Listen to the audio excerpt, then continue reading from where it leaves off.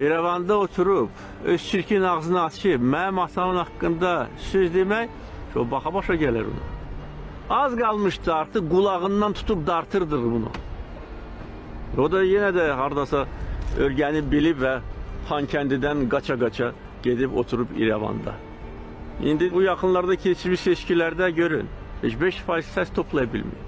Görün, nə qədər erməni xalqı bu məxluqa nifrət edir ki, hətta müharibədə günahkar sayılan iqtidara daha çox səs verdi, nəinki buna.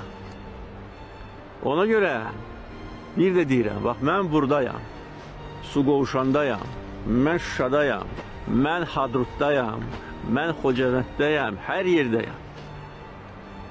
Siz haradasınız? Cəhənnəmdə, gör, statusla bir yerdə, vəssalam, qutardı, bitdi. Və bu sözləri deməklə təkcə öz çirkin ağzını açmış, cəfəng sözləri deyən bir naftalin qoxusu verən ünsürə cavab vermirəm. Bütün onun kimilərinə, bütün revanşist hisslərlə yaşayanlara Ermənistanda müraciət edirəm. Ağlınızı yığın başınıza. Buradadır bu. Heç yerə getməyin. Yerindədir. Və bizi əsəbləşdirməyin. Və özünüzü yaxşı aparın.